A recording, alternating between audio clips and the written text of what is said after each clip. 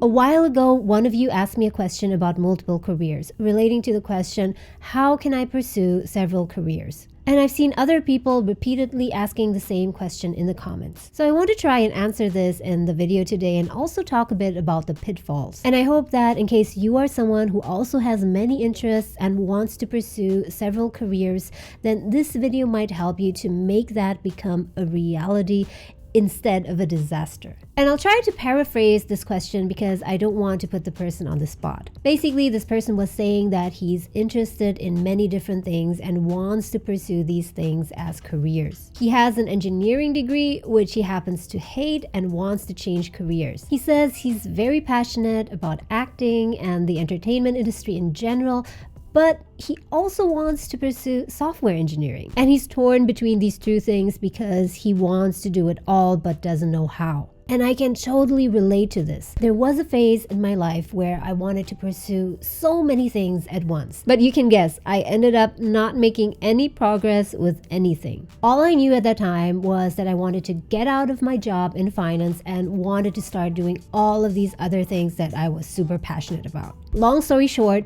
that uncoordinated, random effort threw me into a deep, dark hole for quite a long time. This is a very personal story and I'll try to share this with you another time, but in the meantime, I hope that I can help you to avoid the same thing. So this is a common scenario, not loving what you are doing or even hating it, wanting to change careers and trying to do many things at once. And this is the key and the problem, at once, trying to do and especially start too many things at once. And I can't tell you how much this will waste your energy and your time. So now I want to answer the question about how to make multiple careers work. And this implies that it can also go wrong, which I want to try and help you avoid. It all starts with the right mindset. Multiple careers is not a status symbol or a matter of prestige. It's not another accomplishment. It's not about that at all. It's a format of careers that you can have that spans over the duration of your entire life,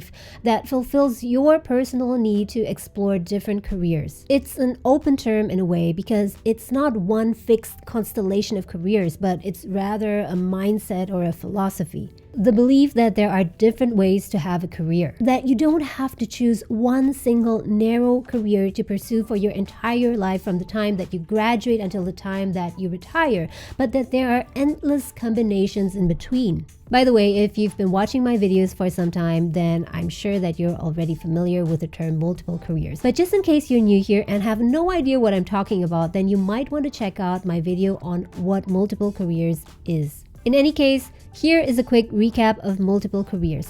There is what's called multiple concurrent careers, which means that at the same time you are working in two different careers.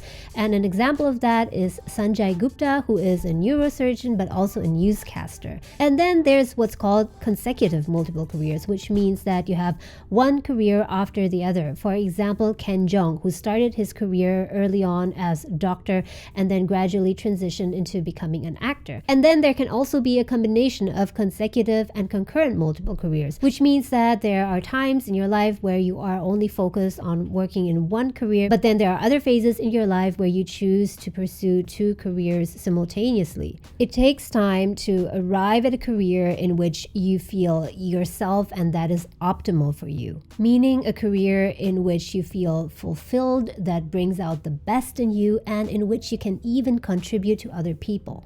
It takes a lot of trial and error, so you need to be trying different things and see what works for you specifically. Just like a company does annual, quarterly, half-year reviews, you also need to do frequent reviews with yourself. What is your vision for your career? What are your goals, your long-term goals? What kind of career or career combination is optimal for you? And what kind of career type are you? Meaning, do you prefer working as an employee in an organization? Do you prefer working by yourself? Or do you even have the need to be employing and organizing other people? Another question to ask yourself is, what is your need for achievement? How ambitious are you? How important is career achievement to you in your life? For some people, career achievement is something that's very important by itself, while for other people, career achievement is not that important and it's merely a tool to achieve and support other areas of their life. By the way, if you're curious to know what your career type is, then you might want to check out this other video which I made earlier on what is your career type. There's also one thing that you need to keep in mind when making decisions about your career. It's really important to know that deciding what career you want to pursue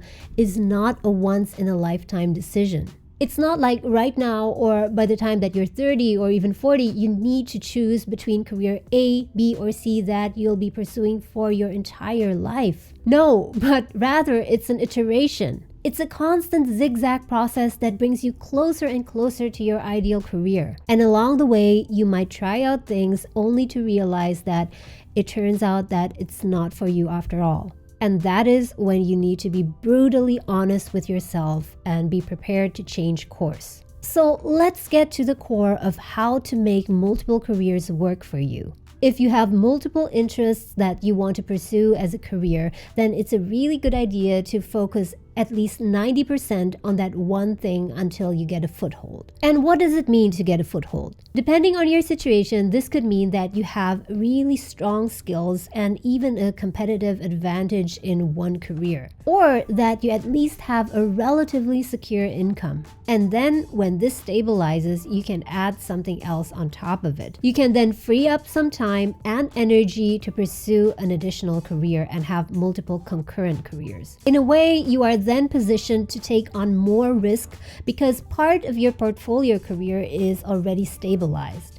And this is also something really important to know for people who are afraid of taking a risk or afraid of making decisions. You can always adjust later on, but first you have to make a decision. And once you've made a decision and you go for it, then you need to keep on reviewing your progress. And if necessary, there are times where you even need to stop and turn around. You have to be extremely sensitive to recognizing the things that you like and that you don't like, and constantly try to find out what you can improve and keep exploring opportunities. And then there's one thing that can make or break all your effort in pursuing multiple careers, and that is your personal finances. Most people don't like talking or even thinking about money, but this is often what it comes down to. Throughout the whole process, financial stability is so important because that is what gives you career freedom. The freedom to make autonomous decisions about your career and pivot when necessary. Once your bank account is empty and your cash flow is stuck, then you too become stuck and you will lose a lot of career options. Because then money will become a deciding factor in your career decisions. Instead of deciding for the career that you really want, you will be making decisions out of necessity and fear.